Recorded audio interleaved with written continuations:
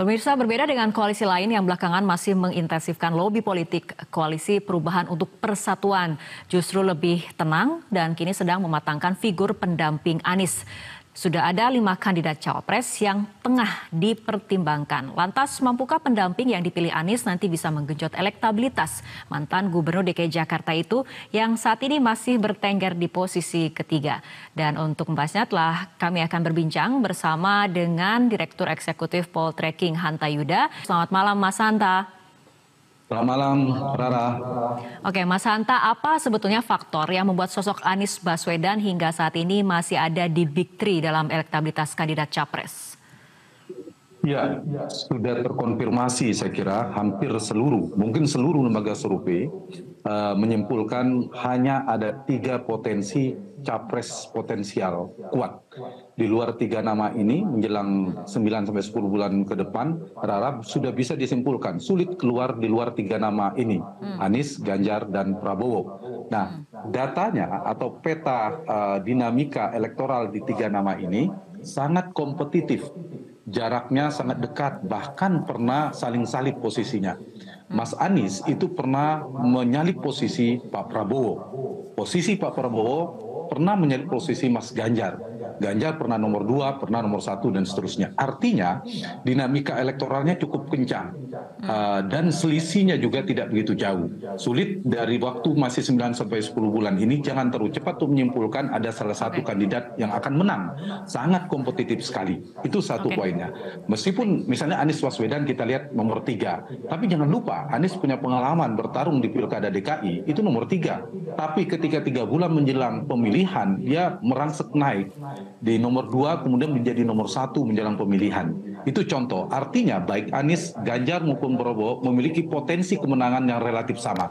Nah, karena kompetitif dan jaraknya sangat tipis, maka variabel cawapres sangat menentukan dan sangat penting.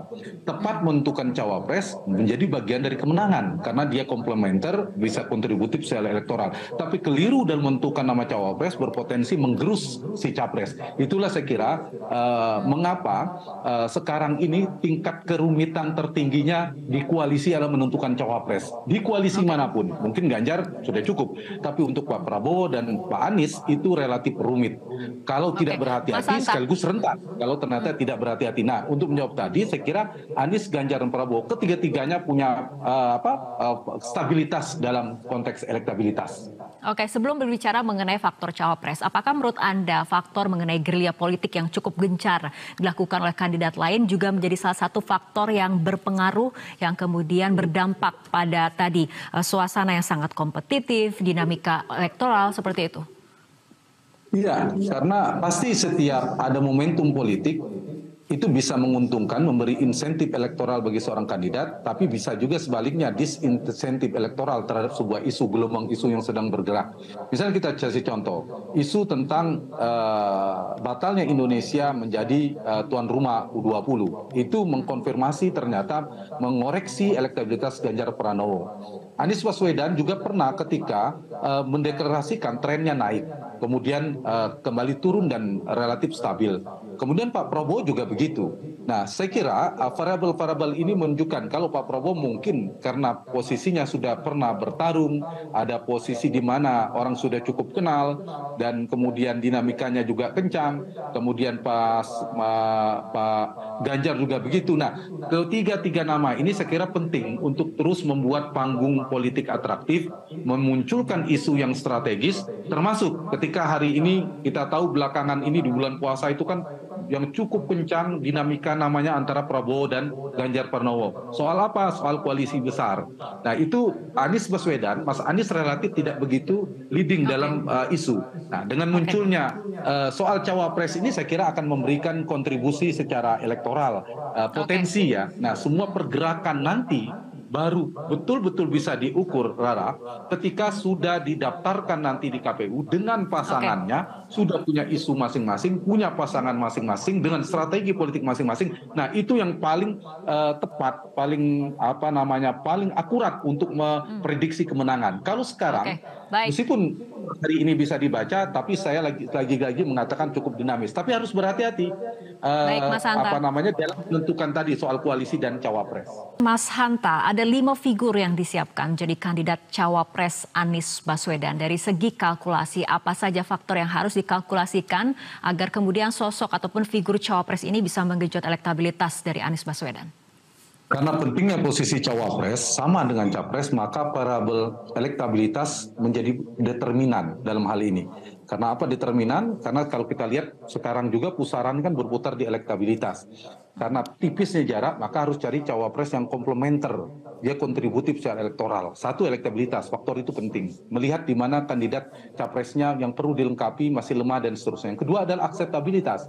Akseptabilitas ini penting karena ini soal soliditas koalisi. Akseptabilitas tingkat penerimaan terhadap para ketua umum partai, kingmaker, dan si capres itu sendiri dalam konteks ini adalah Mas Anies. Jadi harus ada penerimaan tingkat akseptabilitas. Yang ketiga ya mungkin ditambah kalau bisa ada topangan kekuatan logistik. Nah ini penting posisi cawapres kita bicara konteksnya Anies Baswedan, Rara. Kenapa? Kalau misalnya terlalu lama dibiarkan, termasuk ke Prabowo juga, maka ini bisa mengganggu soliditas di internal koalisi. Semen pengikatnya harus segera disiapkan, harus dikirimkan pesan kepada publik supaya tidak memberikan dampak nomor 2, yaitu terhadap stabilitas elektabilitas Anies Baswedan. Kalau misalnya terlalu lama, kecuali lama dalam proses. Kalau muncul kesan, persepsi, ketidakpastian, itu merugikan potensi elektabilitas Anies. Kecuali memang diumumkan dari 5 akan menjadi 3 menjadi 1. Publik paham bahwa sedang proses. Ini saya kira yang harus dikirim kepada publik. Meskipun kita paham ini bagian dari strategi setiap koalisi, melihat timing, waktu yang tepat. Sekaligus saya kira mereka membidik kandidat. Kalau sekarang kita bicara Anies Baswedan kan sedang membidik 5 calon wakil presiden. Di saat yang sama sedang memantau pergerakan di koalisi yang lain. Karena penting, jangan buru-buru juga mengeluarkan cawapres. Ada plus minusnya. Plusnya bisa bersosialisasi segera untuk membangun soliditas dan konsolidasi. Tapi minusnya ini juga bisa menjadi lawan untuk membaca peta kekuatan. Oke, dilihat dari 3 faktor yang tadi Anda katakan tadi, ada elektabilitas, aksesibilitas, ataupun topangan logistik seperti itu.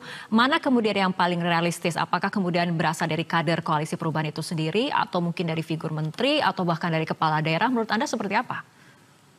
Menurut saya faktor elektabilitas menjadi variabel penting buat Anies Baswedan, maka tidak harus dari partai politik.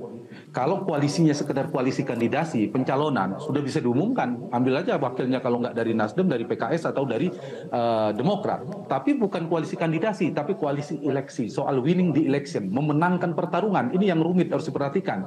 Baru koalisi pemenang setelah menang. Tapi koalisi yang sekarang ini faktor cawapres yang bisa menopang kemenangan. Ini yang harus dicari oleh Anies Baswedan. Ada dua opsi yang bisa dipertimbangkan, Rara. Bagi seorang capres mendukung cawapres, satu, dia memaksimalkan basis yang dia sudah ada untuk semakin maksimal, di mana basisnya belum maksimal, misalnya angka psikologis bawah 50%, dengan mengambil cawapres di wilayah yang sama, dia semakin maksimal kemenangannya. Atau bisa memilih cawapres di wilayah yang berseberangan, tempat kompetitor, dengan tujuan untuk memperluas basisnya sekaligus untuk memecah lawan atau kompetitor, meskipun itu belum otomatis. Nah, 2 pilihan itu. Kalau kita bicara Anies Baswedan, basis Mas Anies ini di Pulau Jawa berada di bagian barat. Satu itu. Yang kedua, sebagian Sumatera, termasuk Pulau Sulawesi, Pulau Kalimantan, itu sebagian. Itu titiknya. Kalau ingin melengkapi, dari sisi melengkapi di mana Mas Anies belum maksimal, ya ada. Misalnya faktor Jawa perlu diperhatikan, terutama di wilayah Tengah dan Timur. Satu itu. Yang kedua, dari sisi misalnya politik Islam politik kita soal preferensi pemilih Nahdien atau NU, itu juga bisa menjadi bahan pertimbangan. Tidak harus dia kader NU, tapi banyak pertimbangan. Seperti dulu Pak JK menjadi calon wakil presiden kan karena kedekatan dengan tokoh-tokoh Islam pada saat itu, termasuk dengan NU. Jadi variabel-variabel ini saya kira akan dipertimbangkan oleh siapapun menjadi cawapres bagi Anies. Saya jawab pertanyaan Rara tadi. Maka kalau mau sekedar pencapresan Anies dan wakilnya didaftarkan di KPU, pilih saja di antara ketua umum partai atau siapa. Tapi mari atau mereka bersama-sama mengkalkulasi soal menang. Jadi mengalah dulu posisi partai itu soal kotel efek untuk mendapatkan insentif elektoral di antara tiap partai. Tapi pikirkan siapa cawapres yang betul-betul kontributif dengan si capres. Oke, berbicara mengenai partai politik, saat ini seperti kita lihat banyak sekali kemudian manuver-manuver politik, gencarnya godaan dari parpol, terutama di luar koalisi perubahan. Nah, menurut Anda sendiri, bagaimana kans koalisi perubahan menggoda balik parpol di luar koalisi perubahan? Misal saja Golkar atau PKB. Iya, dua-duanya dari dua perspektif, saling menarik-menarik. Kalau dalam fisika politik itu gaya sentripetal politik namanya, saling menarik ke dalam.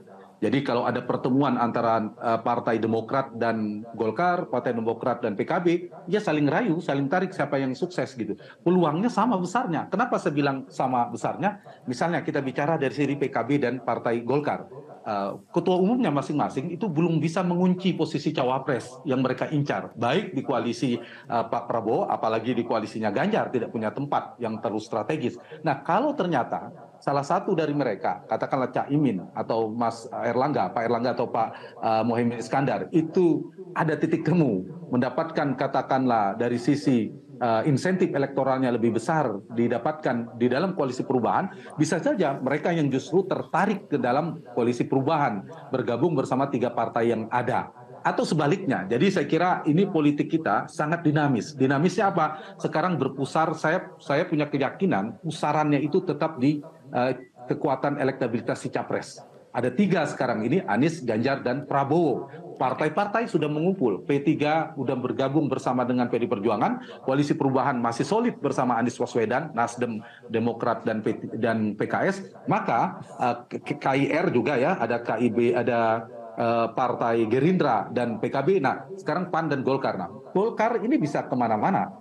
Bisa ke, terutama potensi terbesar sekarang masih di Pak Prabowo kalau kita perhatikan, tapi masih punya potensi kalau kemudian Erlangga juga ditimbang menjadi salah satu cawapres Anies. Dari nama-nama sudah beredar, misalnya sebelumnya ada Kofifa, ada AHY, ada Andika sebelumnya, kemudian ada Khairul Tanjung belakangan muncul. Nah, satu lagi ini bisa muncul Pak Erlangga Hartarto, bisa jadi ada salah satu yang menjadi alternatif incaran yang dibidik oleh koalisi Anies.